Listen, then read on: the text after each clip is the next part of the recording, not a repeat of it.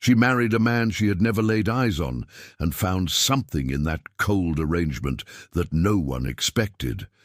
Can you imagine trading your entire future for a signed contract, knowing that on the other side was someone who wanted nothing more than convenience? But this story happened in the rugged heart of Montana in March of 1889, just months before the territory would gain statehood and everything would change. Before we continue, leave a comment telling me where you are watching this story from. Your participation is vital, so I can bring you more moving tales like this one. Her name was Eleanor Vance.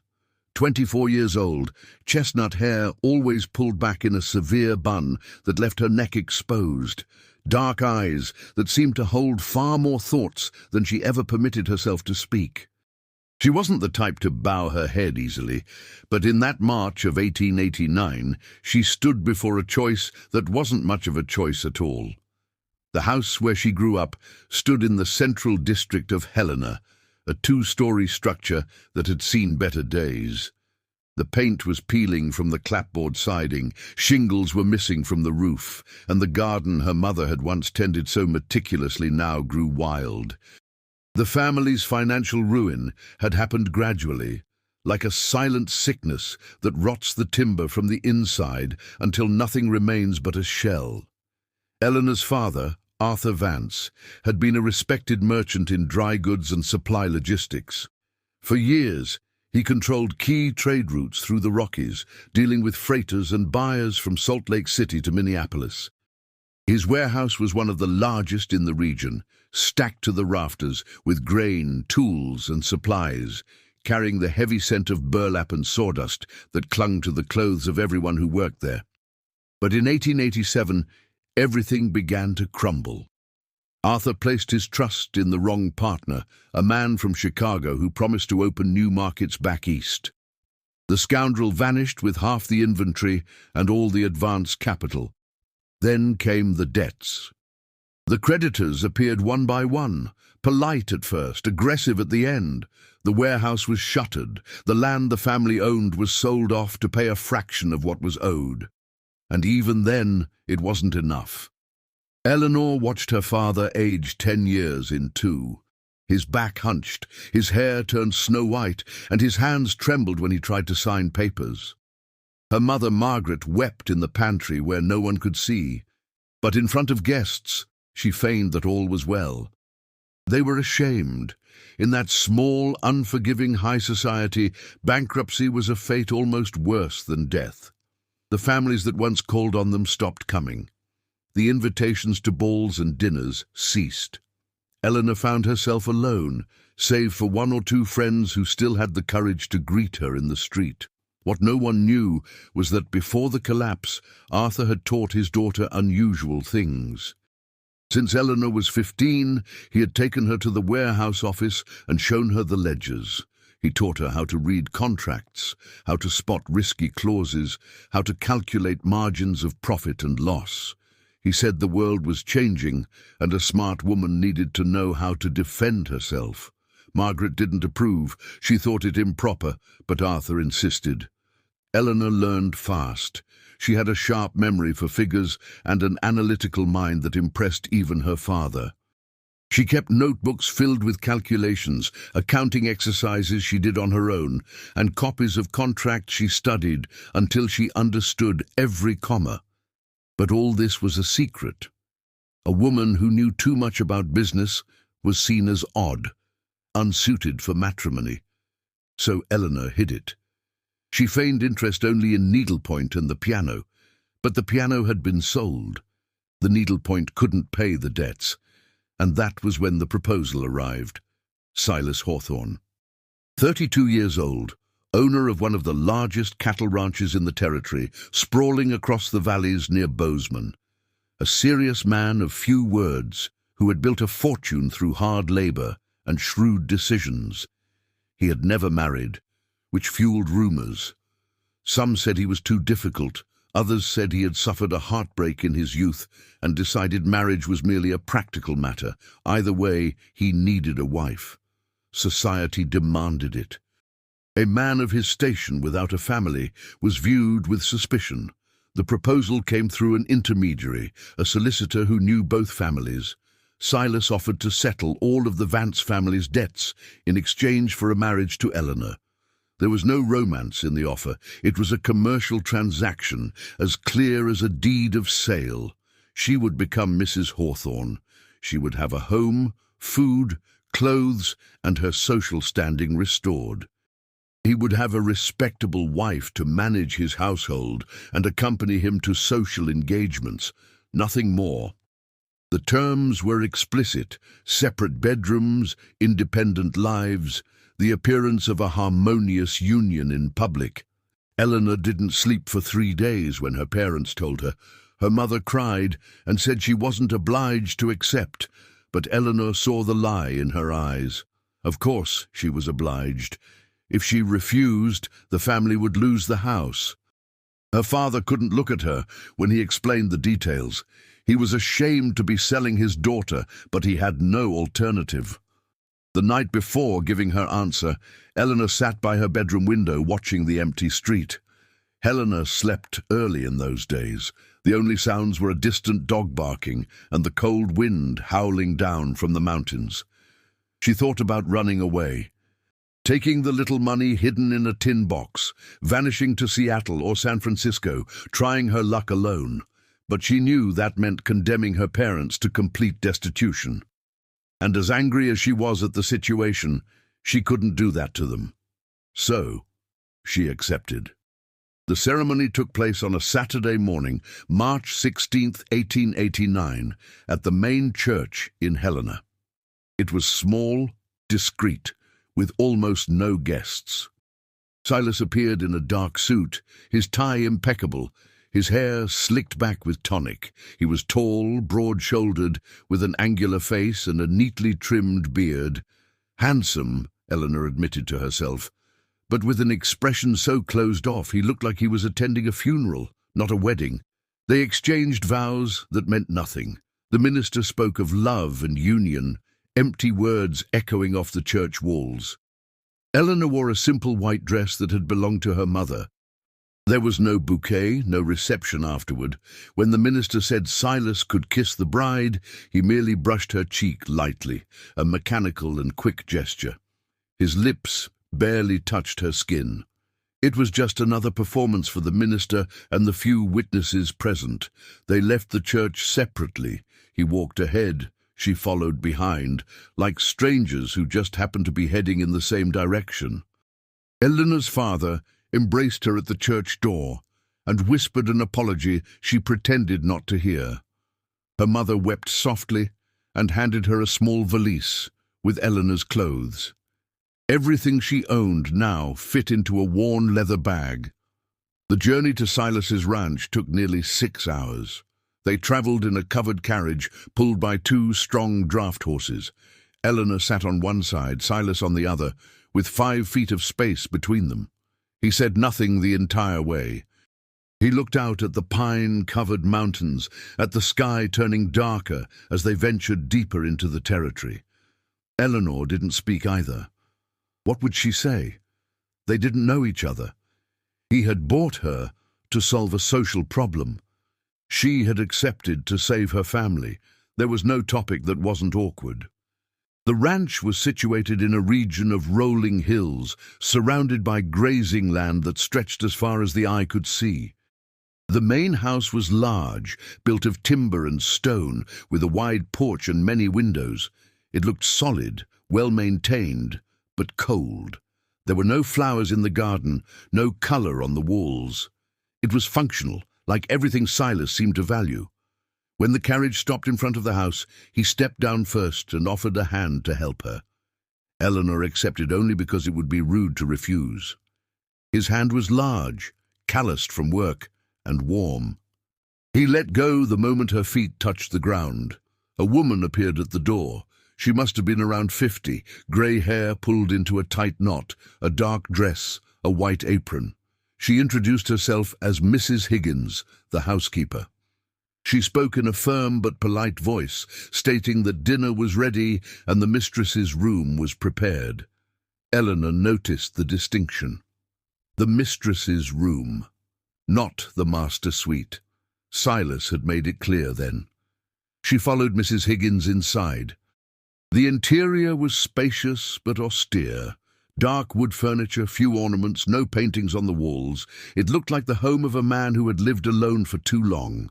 There was no feminine touch, no warmth. It smelled of floor wax and wood smoke. The room Mrs. Higgins showed her was on the second floor at the end of the hall. It was large, with a double bed that looked like it had never been slept in, a tall wardrobe, a dresser with a mirror, and a window overlooking the pastures. Everything clean, everything tidy, everything impersonal. Mrs. Higgins explained that Mr. Hawthorne's room was on the other side of the hall, a safe distance. She said it naturally, as if it were normal for couples to sleep apart. Eleanor thanked her quietly and stood alone when the housekeeper left. She sat on the edge of the bed and looked around. This was her home now. A beautiful, comfortable, bountiful house, but empty of anything that truly mattered.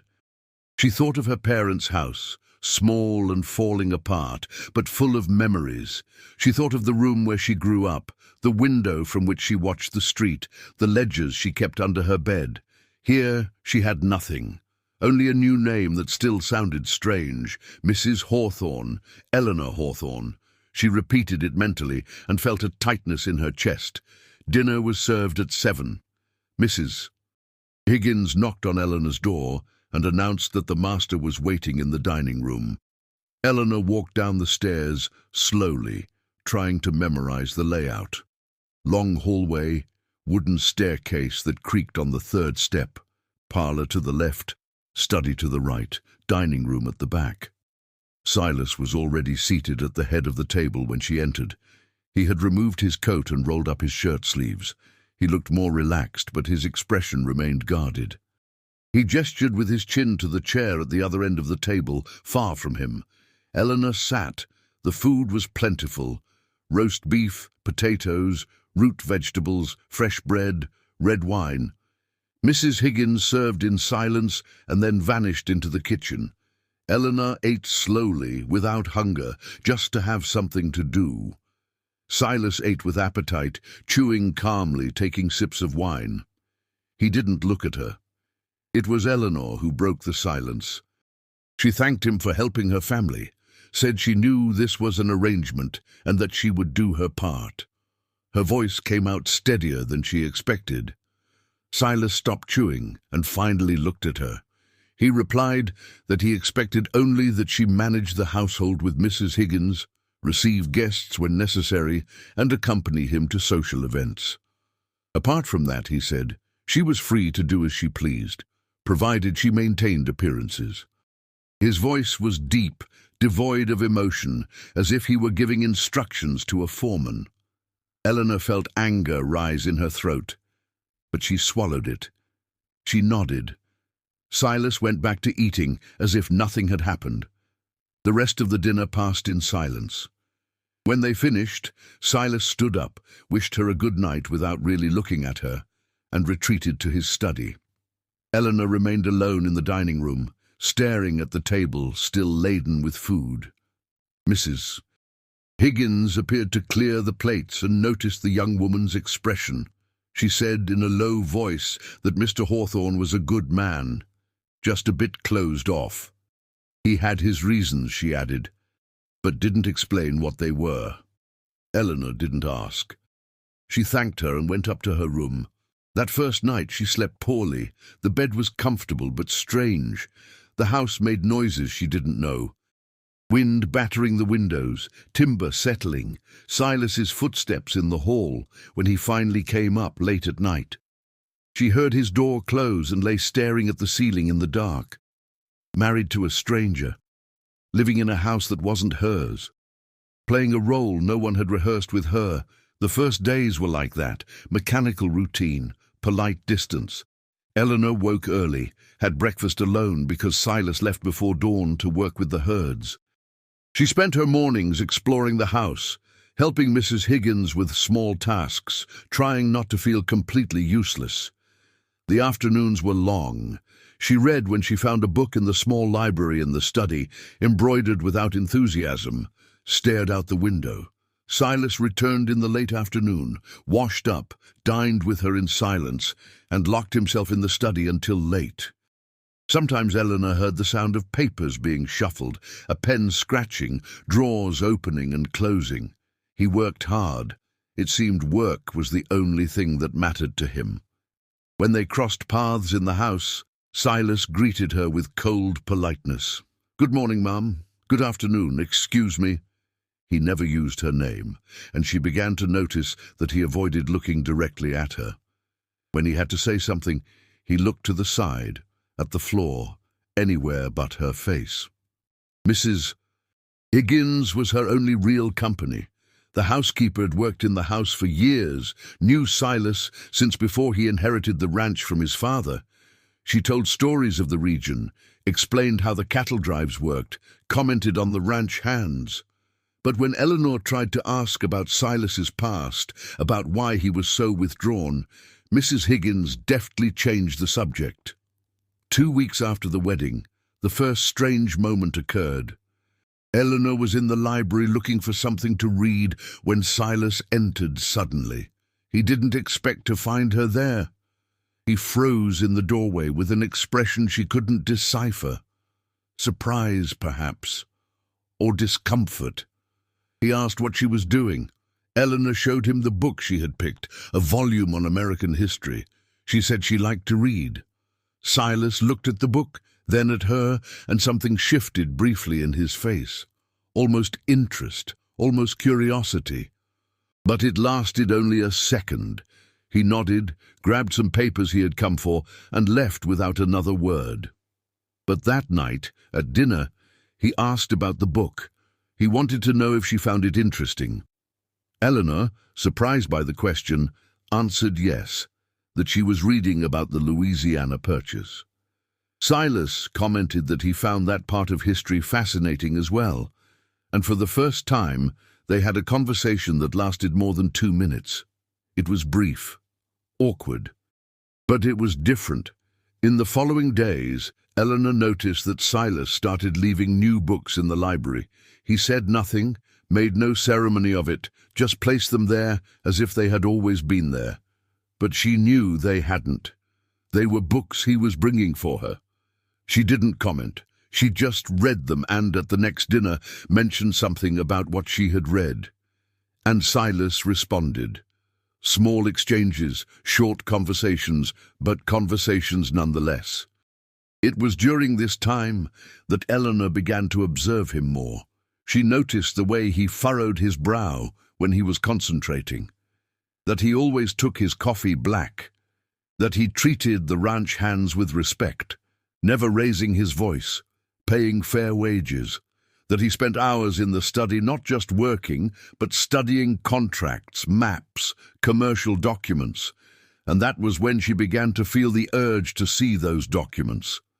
Her notebooks, the ones she had brought hidden from her parents' house, were tucked away at the bottom of her wardrobe. She hadn't looked at them since she arrived.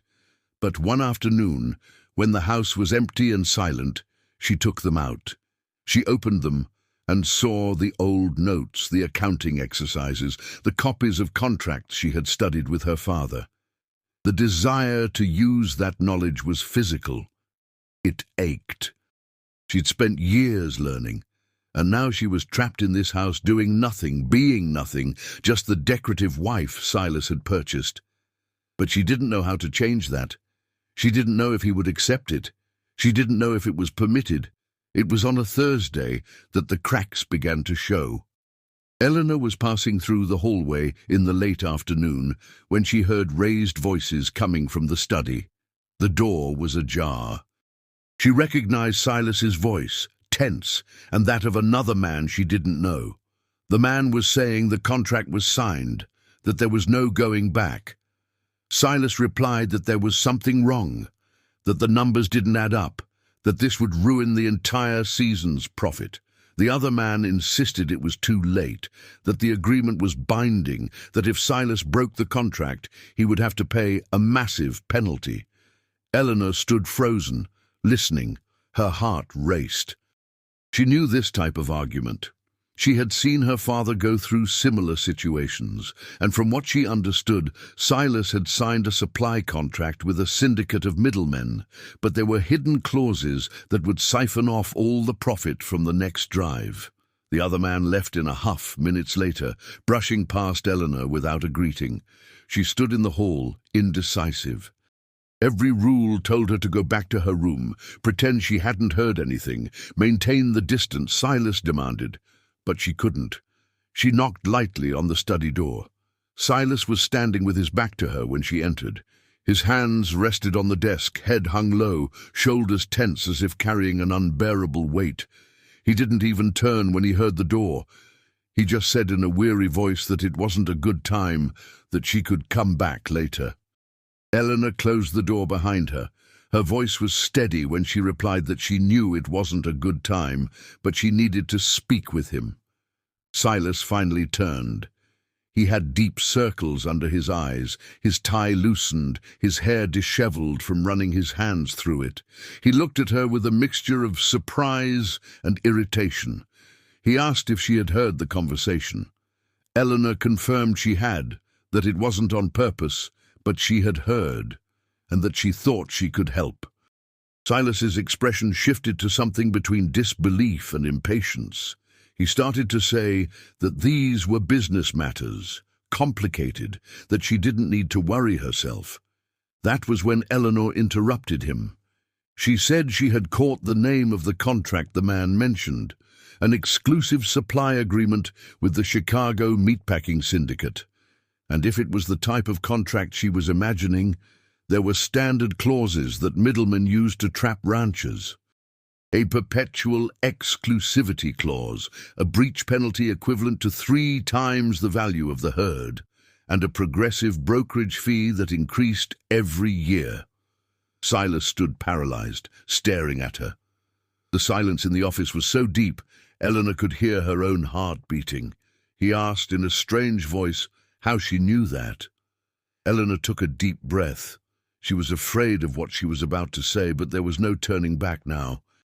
She told him her father had taught her accounting and business management, that she had spent years studying commercial contracts, learning to read between the lines, identifying traps, that she had helped her father in the warehouse until the bankruptcy. Her voice trembled slightly when she admitted she had always hidden this, because a woman who knew about business was considered inadequate, odd, improper for marriage. Silas continued looking at her, as if he were seeing a different person. He walked to the desk, picked up the contract lying there, and held it out to Eleanor. He asked her to read it. It wasn't a polite request. It was almost a command. But there was something different in his tone. Urgency. Perhaps even hope. Eleanor took the document with hands she tried to keep steady. She sat in the chair opposite the desk and began to read. Silas stood by her side, watching. She felt the weight of his gaze, but forced herself to concentrate. The contract was 12 pages long, small print, convoluted legal language. But she had learned to navigate this kind of text. It took 20 minutes. When she finished, she looked up at Silas and said it was worse than she imagined. She pointed to Clause 7, buried in the middle of a long paragraph about delivery schedules. There was the main trap. The brokerage fee started at 12%, but increased by 3% for every year of the contract, and the contract was for 10 years, with automatic renewal if not cancelled 2 years in advance. Silas ran a hand down his face, the gesture of someone who just received confirmation of bad news. He explained he had signed it last week, pressured because the agent promised better prices than the other buyers. He said he read the contract but hadn't noticed those clauses. The print was small, the language confusing, and he was tired. Eleanor saw the frustration in his face. Silas was an intelligent, hard-working man, but he hadn't been trained to read contracts with the eyes of a lawyer. He knew how to raise cattle, manage a ranch, negotiate on a handshake, but paper full of complicated words was a different war. She asked if there was still a copy of the contract with the agents, or if only they had it. Silas opened a drawer and pulled out a signed duplicate. Eleanor asked for paper, a pen, and time. She said she needed to review everything calmly, run the calculations, see if there was a loophole. Silas hesitated. She saw the doubt in his eyes. A man used to resolving everything alone, now depending on a woman he had bought merely to keep up appearances. But he was desperate. So he agreed. Eleanor worked late into the night. Silas stayed in the study with her, initially watching in silence, then starting to ask questions. She explained as she wrote, showing how each clause connected to another, creating a web that trapped the supplier. The more she spoke, the more Silas seemed impressed and unsettled. At one point, it was past midnight, he asked why she had hidden this. Eleanor stopped writing and looked at him. She answered that a woman who knew more than expected frightened men, that she had learned to feign ignorance to be accepted, that their own marriage was proof of that. He had chosen her thinking she was a common, demure girl who would only manage the house and ask no questions. Silas remained silent for a long time. Then he admitted she was right, that he had asked for a wife precisely because he wanted someone who wouldn't interfere in his life, someone to fill a social role and nothing more. His voice carried something Eleanor couldn't quite identify, regret, perhaps, or shame. Mrs. Higgins appeared at the study door near 1 a.m, asking if they needed coffee. Silas asked her to brew a strong pot. The housekeeper looked from Eleanor to him and back to Eleanor. Something changed in her expression, an almost smile. She returned minutes later with coffee, bread, cheese, and jam. Eleanor and Silas ate right there, amidst papers scattered across the desk. It was the first meal they truly shared. Without protocol distance, without heavy silence, they talked about the contract, about possibilities, about what to do. And gradually, the conversation drifted to other things. Silas asked about her childhood, about what it was like growing up with a father who taught unusual things. Eleanor told him. She spoke of the warehouse, the ledgers, the afternoon studying contracts while other girls her age learned embroidery. She spoke of the loneliness of having knowledge she had to hide, of the frustration of pretending to be less than she was. Her voice gained an intensity she hadn't planned, years of silence leaking out all at once. Silas listened without interrupting. When she finished, he said something that surprised her.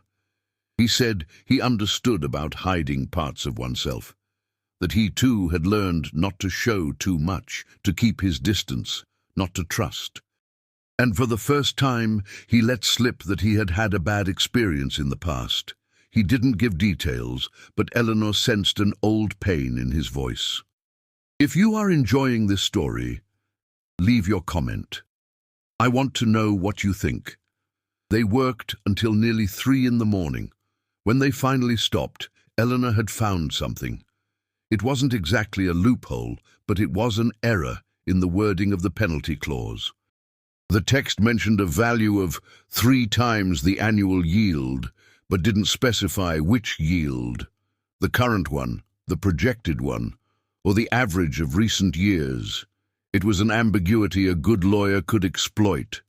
Silas looked at her notes, at the calculations, at the passages she had marked. Then he looked at Eleanor, and this time he truly looked. It wasn't a quick, averted glance. It was a gaze that held, that studied her face as if seeing her for the first time.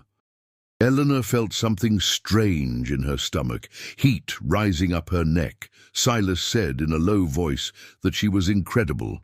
It wasn't a polite or formal compliment. It was genuine recognition, real admiration. Eleanor didn't know how to respond.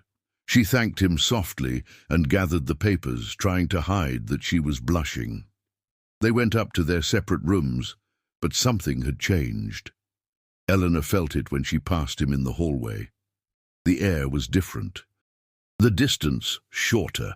She entered her room, closed the door, and leaned against it for minutes, trying to understand what had happened. In the following days, the routine changed completely. Silas asked Eleanor to participate in business meetings.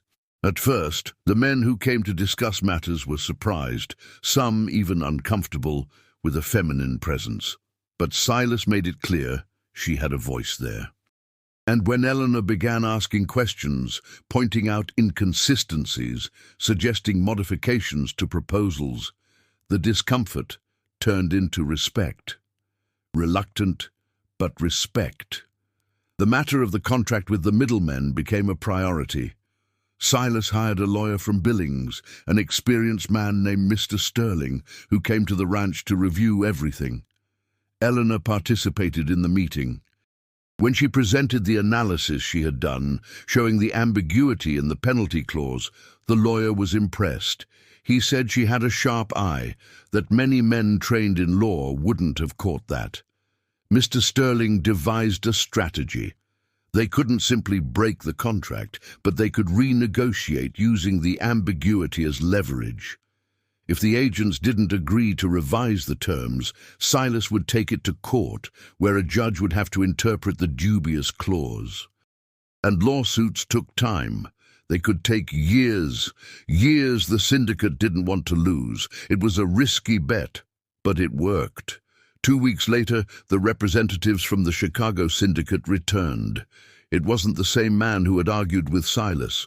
Now it was the boss, a man of 60, expensive suit, polite manners, but sharp eyes. He came prepared to negotiate.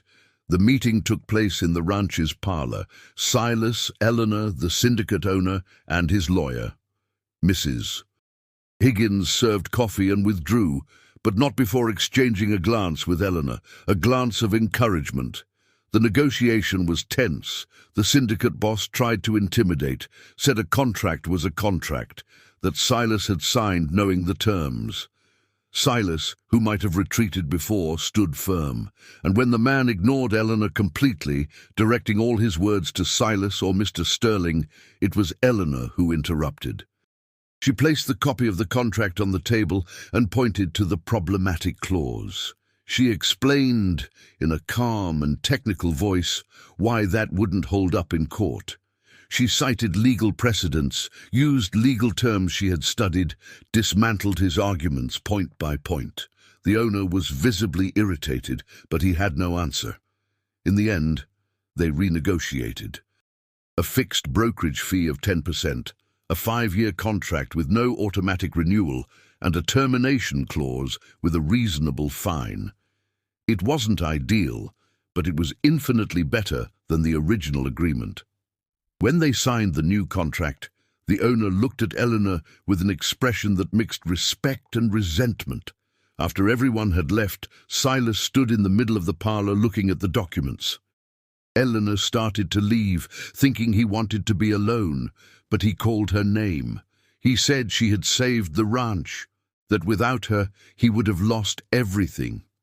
His voice was heavy with emotion he clearly didn't know how to express. Eleanor replied that she had only done what she knew how to do. Silas shook his head. He said it wasn't just that she had faced men who treated her with disdain, that she had proven a capability no one expected, that she had been brave when it would have been easier to stay silent. He took 2 steps toward her. He was close now, closer than he had ever been since the wedding. For the first time, Eleanor saw vulnerability in his eyes. Silas was struggling with something. She saw it in the way he clenched his jaw, the way his hands curled into fists and opened again. He wanted to say something, but couldn't. Eleanor waited, heart pounding. The silence between them was electric. But Silas stepped back.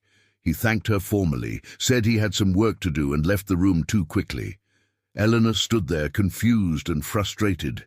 Something was growing between them. She felt it, but he insisted on maintaining the barriers.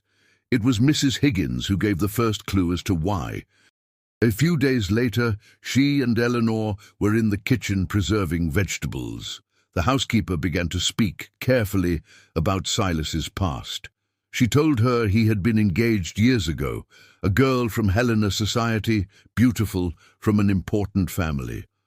Silas was younger then, newly inherited the ranch, believing in love and the future. The fiancée's name was Charlotte. She was charming in public, sweet, attentive. Silas was completely smitten. But a month before the wedding, he discovered she had another relationship, a man from Denver, wealthy, with more assets than Silas. Charlotte was with Silas only as a safety net, in case the other man didn't propose. When the man from Denver finally asked for her hand, Charlotte broke the engagement with Silas without remorse. Mrs. Higgins said Silas changed after that. He closed his heart, decided marriage was a practical institution, not a romantic one. That feelings were traps, vulnerability was weakness. He swore he would never again allow anyone to have that power over him. That was why he accepted an arranged marriage. Total control, clear expectations, no risk of being hurt. Eleanor listened with a tightness in her chest. She understood now. Silas wasn't naturally cold. He was frightened. He had built walls so high that no light could get in anymore. And now she was here, proving to be completely different from what he expected, cracking those walls without trying. This explained the diverted glances, the way he retreated when they got close, the way his voice changed when he spoke to her. Silas was fighting against himself, against the attraction he clearly felt, against the desire to trust again. Eleanor realized she was at a crossroads. She could respect his walls, maintain the distance the original agreement required.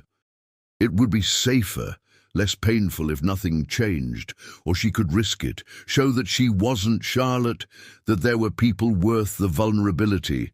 She chose to risk it. It started with small things. When Silas worked late in the study, she brought him coffee without being asked.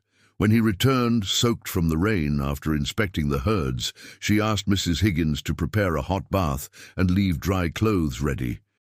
When she noticed he was tense, she commented on something that made him talk, that opened space for real conversation. Silas resisted, but Eleanor saw the cracks, the way he began finding excuses to be in the same room as her, how dinners became less silent, how he asked for her opinion on ranch decisions, even when they were matters he could resolve alone. And there were the moments when something passed between them, charged and inevitable. Like the afternoon they were reviewing ranch accounts in the study. Eleanor was leaning over the desk, studying a ledger, and Silas leaned in to see what she was pointing at. He stood close, his arm almost brushing hers. Eleanor felt the heat of his body, the scent of soap and earth. When she turned her head, their faces were inches apart. They stayed like that for seconds that felt like hours. His eyes dropped to her mouth. Eleanor held her breath. But Silas pulled away suddenly, mumbling an apology, and left the office. Or the night Eleanor couldn't sleep and went down for water. She found Silas in the kitchen, also sleepless. They talked in the gloom, with only moonlight streaming through the window. Silas spoke about his father, about how he had died when Silas was 20, leaving the ranch to him, about the pressure to keep everything running, about the loneliness of having no one to share it with. Eleanor listened and shared her own loneliness, about what it was like growing up different, about having to hide essential parts of herself. Their voices were whispers in the dark. Silas sat on one side of the table, she on the other, but it felt like they were closer than they had ever been. He said he had never met anyone like her. Eleanor replied that he was also different from what she imagined. Silas asked what she had imagined. Eleanor admitted she had expected an arrogant and distant man, and that he was distant, yes, but not arrogant, just hurt. Silas went quiet. Then he asked if she was afraid of him. Eleanor said no, that she was afraid of many things, but not of him. His expression softened in a way she had never seen. For a moment, Eleanor thought he was going to stand up, cross to her side, finally break the distance. But he didn't. He just wished her good night and went up to his room. Eleanor remained alone in the kitchen, attempting to control her frustration and confusion. She knew Silas felt something. She saw it in his eyes, in the way he watched her when he thought she wasn't looking. But he wouldn't allow anything to happen. His walls were resilient. A month passed since the contract renegotiation. The ranch was prospering. The yield was exceptional. Silas invested in improvements, hired more hands, expanded grazing areas. And Eleanor was involved in everything. She reviewed contracts, helped with accounts, gave opinions on investments. She became a de facto business partner. The region began to talk. A woman who understood management was a novelty. Some approved discreetly. Others criticized, saying Silas had lost authority, that he was being manipulated by his wife. But the results spoke for themselves. The Hawthorne Ranch was one of the most prosperous in the territory. It was around this time that a letter arrived. It came from Helena, from Eleanor's father. Arthur wrote saying he and Margaret were well, that the debts had been paid as agreed, that they had managed to rent a small but dignified house. He thanked Eleanor for her sacrifice. He said he hoped she was well, that the marriage wasn't too heavy a burden to bear. Eleanor read the letter alone in her room. She cried. Not exactly from sadness. It was a strange mixture of relief, longing, and confusion. Her family was safe. She had fulfilled her role. But what now? She remained married to a man who treated her as a business partner, but refused any real emotional proximity. She continued sleeping alone, waking alone, living half a life. She had saved her family. But who would save her? That night at dinner, Silas noticed she was different. He asked if everything was all right. Eleanor said she had received a letter from her parents, that they were well. Silas nodded, relieved. He said he was glad to hear it. And then, hesitantly, he asked if she missed them. Eleanor admitted she did, that she missed her family, the house, the life she had before, even with all the difficulties. Silas grew serious. He asked if she was unhappy there. The question caught Eleanor off guard. She looked at him, at this complicated, closed-off man who had gradually become more than a purchased stranger. She replied that she wasn't unhappy, that life there was good, comfortable, even interesting, with the work they did together, but that there was a difference between not being unhappy and being truly happy. Silas asked what would make her happy, and Eleanor, tired of not saying it, answered with an honesty that hurt both of them. She said she wished to be seen, not as a decorative wife or a business partner, but as a whole person, that she wished the marriage were real, not just an agreement on paper, that she was tired of living in a house with someone who kept her at a distance, even when they were in the same room. The silence that followed was heavy. Silas didn't answer. He just looked at his plate, jaw locked, fingers tightening around his fork. Eleanor regretted speaking. She had broken the fragile balance they had built. She had asked for more than the agreement allowed. She stood up from the table, excused herself, and went up to her room. She didn't cry. She just sat on the edge of the bed, looking out the window. The night outside was dark, starless, closed like Silas's heart. Hours later, it was past midnight. Someone knocked on her door. Eleanor was startled. She opened it to find Silas standing in the hallway. His shirt was rumpled, his hair messy, his eyes tired. He looked like he had spent the last few hours fighting an internal war. He apologized for coming so late. He said he needed to talk. Eleanor stepped aside, and he entered. It was the first time Silas had been in her room since Eleanor arrived at the ranch. He stayed near the door, as if ready to flee. He began to speak. His voice was hoarse, the words difficult. He told her about Charlotte, about the betrayal, about how it had destroyed something in him.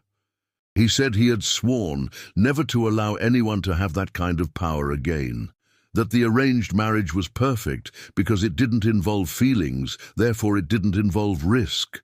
But then Eleanor had appeared and she was completely different, smart, brave, genuine. She had cracked every wall he built, and he was afraid, afraid to trust, afraid to be hurt again, afraid to want something that might be destroyed. His voice broke at the end.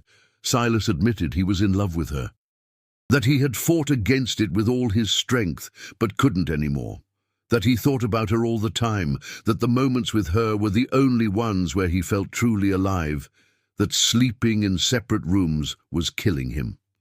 Eleanor was speechless. Tears rolled down her face without her noticing. Silas took a step toward her, hesitant as if expecting to be rejected.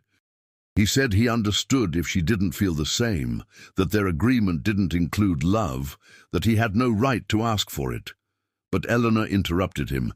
She said she stopped feigning indifference weeks ago, that she felt it too, that every time he pulled away, something inside her ached, that she had accepted the marriage out of obligation, but now wanted it by choice.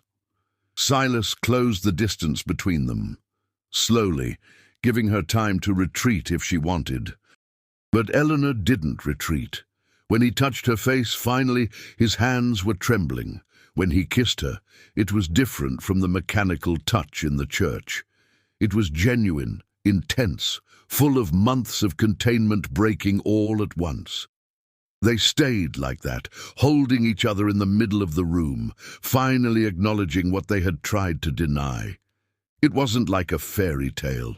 It was better. It was real. That night changed everything. Silas didn't return to his room.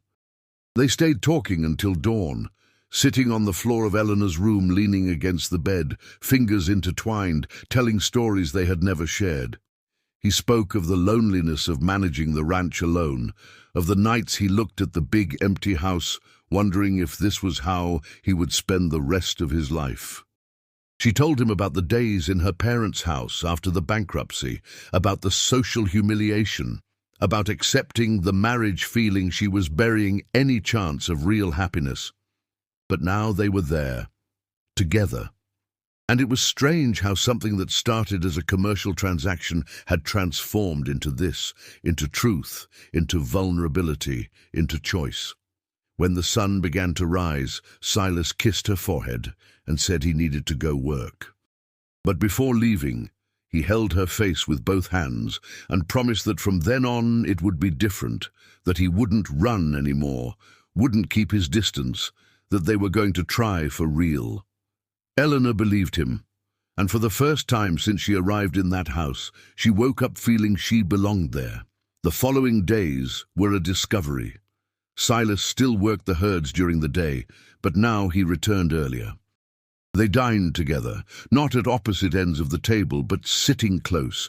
They talked for hours. He told her about plans for the ranch. She gave ideas.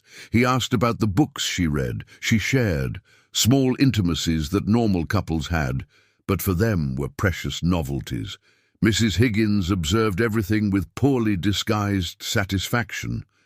One morning she commented to Eleanor that she had never seen Mr. Hawthorne so light, that he even whistled while he worked, something she hadn't seen in years. Eleanor smiled and said everything was different now. The housekeeper squeezed her hand with maternal affection and said it was about time. That a real marriage was that. Daily construction, constant choice, but not everything was easy. 2 weeks after the night, everything changed. An unexpected visitor arrived. A woman, expensive carriage, silk dress, hat with plumes. She asked to speak with Silas.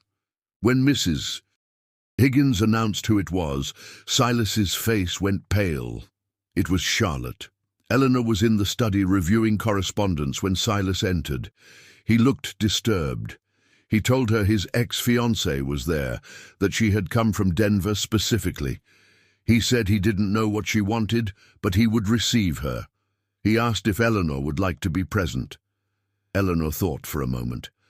The insecure part of her wanted to see, wanted to assess the woman who had destroyed Silas.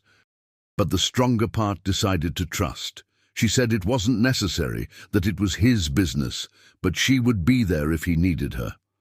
Silas kissed her, a gesture of gratitude, and left. The meeting lasted almost an hour. Eleanor tried to work, but couldn't concentrate. She heard muffled voices coming from the parlor. She couldn't distinguish words, but she felt the tension.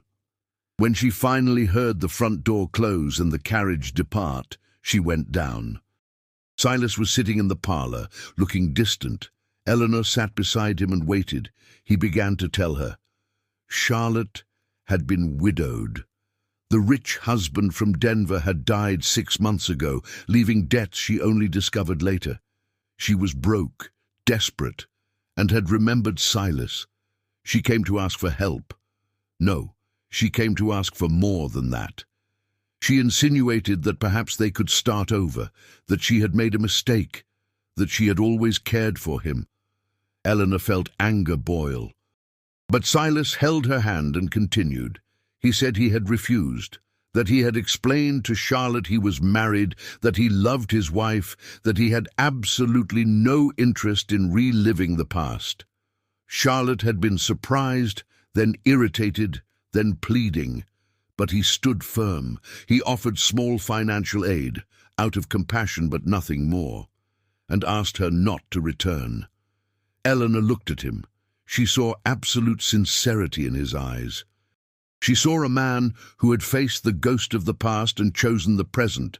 She asked if he was sure, if there wasn't a part of him that wanted to say yes. Silas replied that the only certainty he had was about her, that Charlotte belonged to a version of him that no longer existed, that Eleanor had changed everything. She believed him, and in that moment she felt the walls had finally fallen completely. The news that Silas had refused to help his ex-fiancée spread through the region. Some people approved, saying he had done right. Others criticized, thinking he had been cruel to a woman in distress. But Silas didn't care about opinions. He had learned he couldn't live trying to please a society that judged without knowing the truth. The ranch continued to prosper.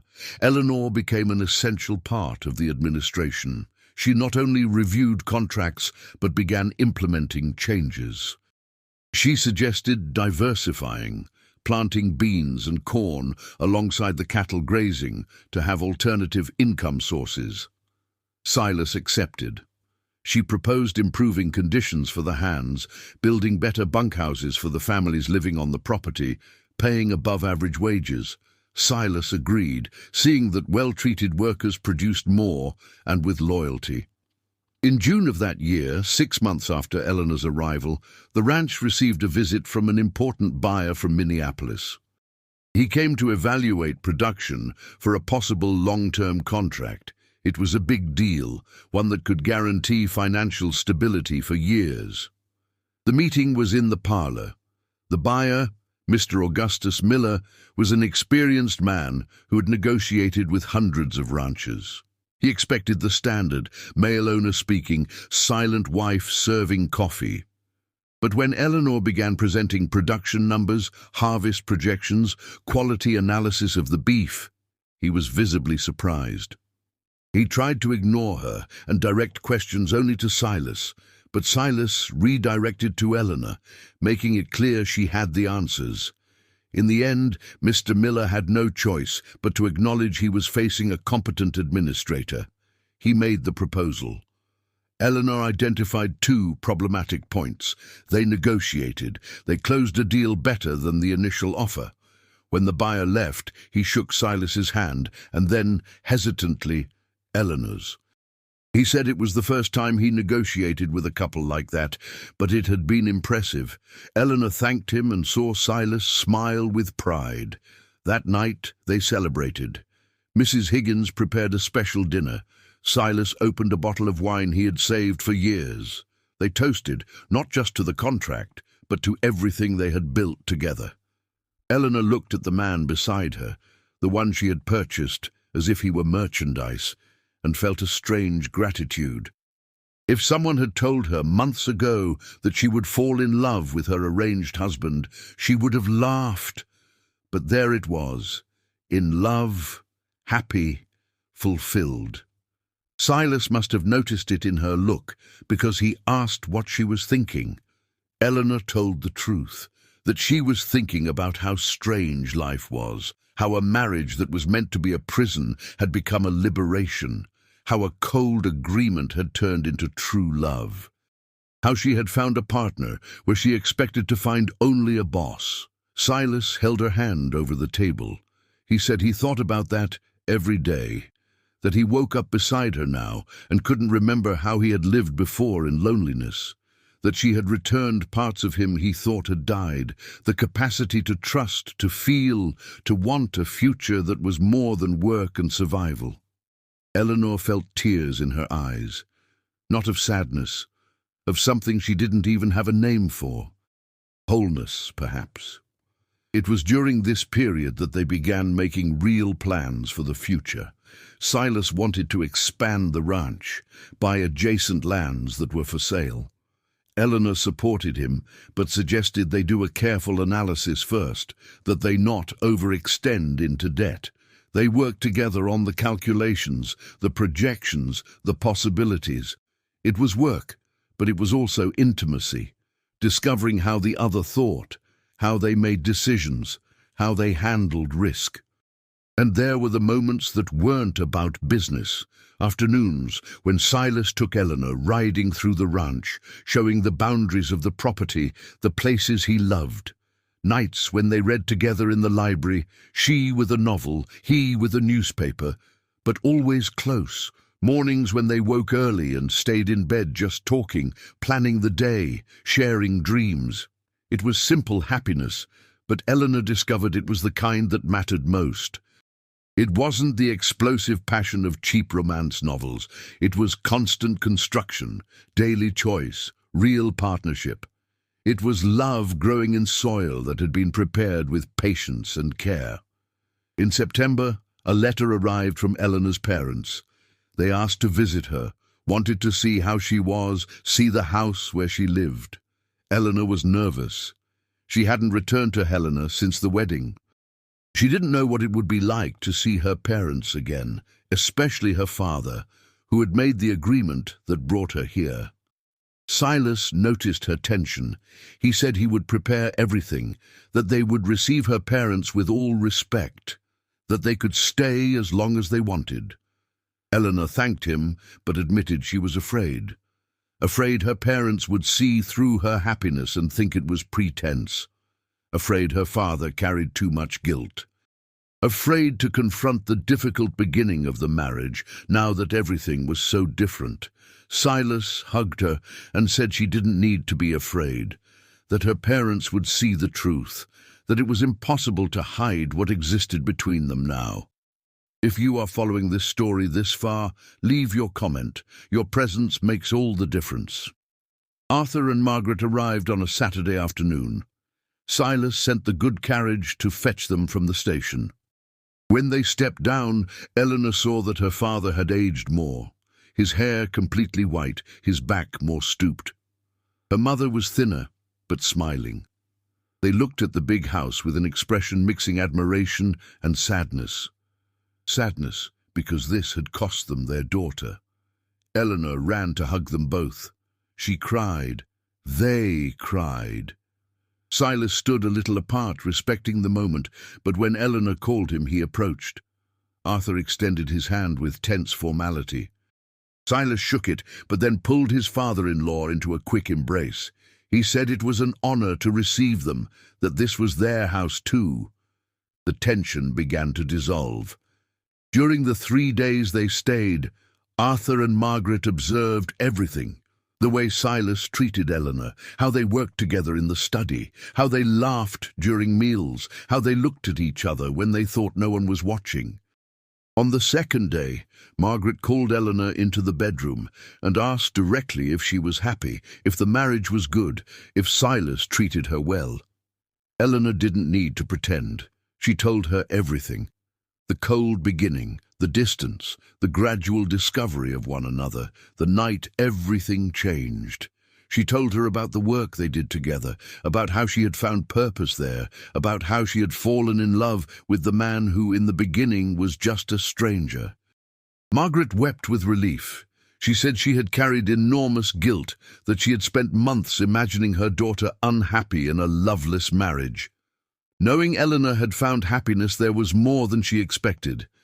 Eleanor hugged her mother and said everything was fine, that there was no guilt to carry, that life had a strange way of turning obligation into blessing. With her father, it was harder.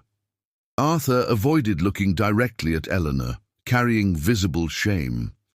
On the last night of the visit, Silas noticed and created an opportunity for Eleanor and her father to talk alone. They went for a walk in the gardens as the sun set. Arthur finally spoke. He apologized. He said he would never forgive himself for selling his daughter, that it went against everything he believed, but he had had no choice. Eleanor held her father's hand. She said she understood, that she held no grudge, that actually, against all odds, she had been happy. That Silas was a good man, that he respected her, that they were true partners. Arthur looked at her with eyes full of tears. He said he saw that it was impossible not to see. That the way Silas looked at Eleanor was the way a man in love looks. That he had prayed for it to happen, but hadn't expected it to actually happen. Eleanor confessed something she hadn't even told Silas in those words. She said she loved her husband. That it had happened gradually, without realizing, and now she couldn't imagine life without him. That the arranged marriage had become the best thing that had happened to her, even having started for the wrong reasons. Arthur hugged his daughter. He said he was at peace now, that he could sleep without guilt, that he saw Eleanor had not only survived but thrived, and that Silas was a lucky man to have a woman like her. When her parents left, Eleanor stood on the porch waving until the carriage disappeared around the bend. Silas came up behind her and hugged her. He asked if everything was all right. Eleanor rested her head on his shoulder and said yes, that it was better than all right, that for the first time she felt all the pieces of her life had fit together. The following months were a period of consolidation. The ranch grew. The contract with the Minneapolis buyer brought excellent financial stability. Silas bought the adjacent lands he wanted. Eleanor implemented the crop rotation system she had suggested. They built new houses for the hands.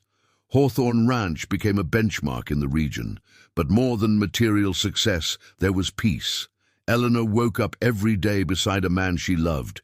She worked at something that challenged and fulfilled her. She had purpose. She had partnership. She had a love that had been built on a solid foundation of respect and admiration. Silas changed too. People commented that he was different, more open, smiling more willing to talk.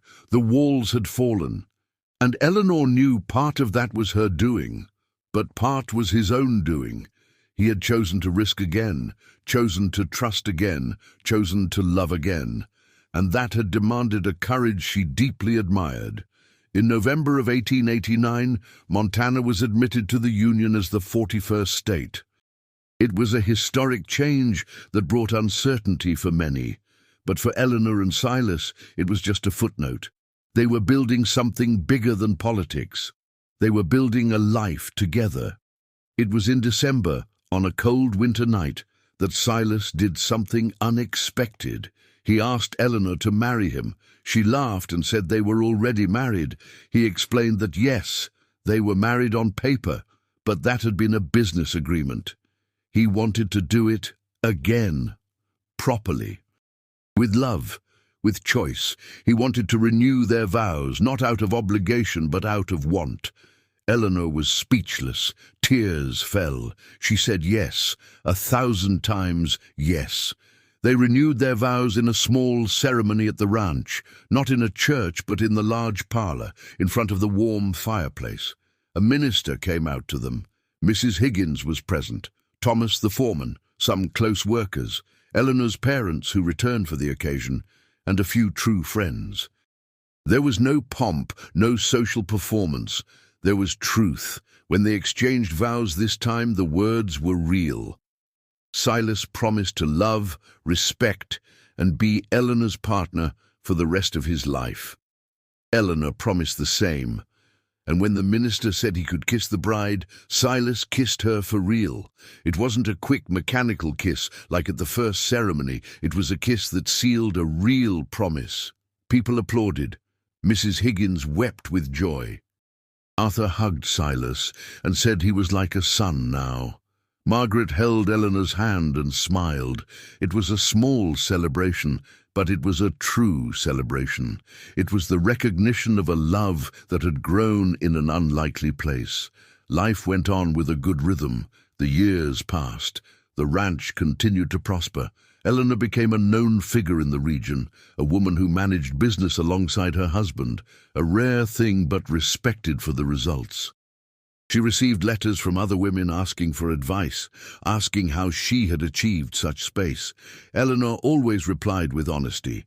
She said it had been luck finding a man who respected her, but it had also been courage to show capability and constant work to prove value.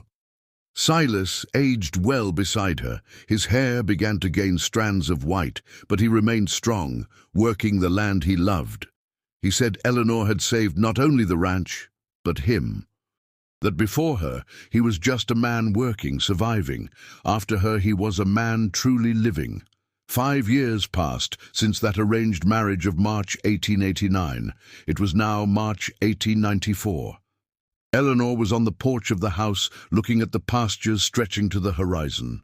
The afternoon was mild, the wind carrying the scent of thawing earth. She held a cup of tea and thought about how everything had changed. Silas appeared behind her, wrapped his arms around her waist, kissed her neck. He asked what she was thinking about.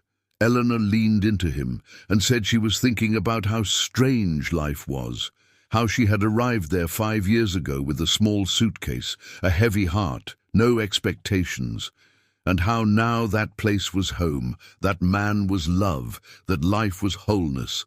Silas turned her to face him. He said he thought about that every day, that the best deal he had made in his life was that arranged marriage, that he had bought a wife and gained a soulmate. Eleanor laughed and said she had gained too, that she had sold her freedom and found true freedom, freedom to be who she really was, to use her capabilities, to love without fear. They stood there, embracing, watching the sun set over the lands they managed together. And Eleanor thought that this was the real definition of love. It wasn't passion that appears suddenly. It was daily construction. It was constant choice. It was partnership that weathers challenges and comes out stronger. It was respect that transforms into admiration, that transforms into deep love. The marriage that was meant to be just business had turned into the most beautiful love story she could imagine, not because it was easy, but because it was real, because it was built with honesty, vulnerability, the courage to risk, because it was a choice, not destiny. And as the sun disappeared on the horizon, dyeing the sky orange and pink, Eleanor knew she had found exactly what she hadn't been looking for. She had found a home. She had found a partner. She had found true love in the last place she expected. Years later, when they were an established and respected couple in the region, people asked how they made it work, how an arranged marriage had transformed into such a solid union. Eleanor always gave the same answer. She said it had been work, that it had been the courage to show vulnerability, that it had been the willingness to build, instead of just waiting for love to happen.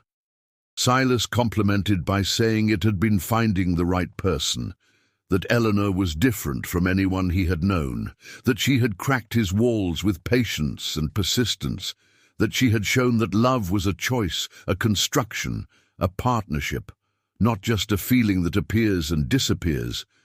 And when they were alone, Silas sometimes took Eleanor's hand and thanked her for accepting that strange agreement, thanked her for not giving up in the difficult months of the beginning, thanked her for being brave enough to show who she really was, thanked her for choosing to love him even when it would have been easier to just fulfill the contract and keep distance.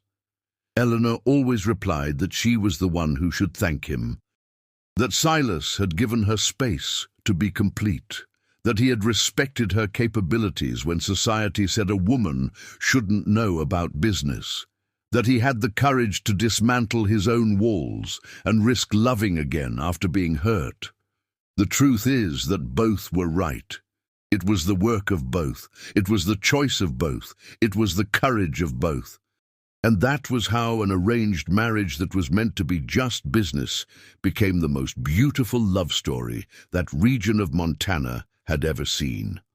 A story told for years, that inspired others, that proved true love can grow in the most unlikely places as long as there is respect, admiration, vulnerability, and the constant choice to build together. Eleanor and Silas lived many years on that ranch. They grew old side by side, working together, loving together, building a legacy that went beyond land and money. It was a legacy of true partnership, of love that was a daily choice, of happiness built on a solid foundation. And when people asked what the secret was, they always gave the same answer. There was no secret, only the commitment to truly see the other, to respect, to build together even when difficult, to choose love every day, not just once at the altar. The marriage that began as a cold commercial transaction transformed into the truest union both could have wished for. And all because two strangers had the courage to bring down walls, show vulnerability, and build something real where there was only an agreement on paper. It was proof that the strongest love isn't the one that simply happens. It is the one built brick by brick, choice by choice, day by day. It is the one that transforms obligation into freedom, distance into intimacy, contract into true commitment. And Eleanor, looking back years later, knew she wouldn't change a thing. Not the difficult beginning, nor the months of distance, nor the pain of the arranged marriage. Because all of that had been necessary to build what they had. It had been the foundation upon which they erected true love. The arranged marriage had been the beginning of the story. But the love they built together, that was a choice. And choice, Eleanor learned, was always stronger than destiny.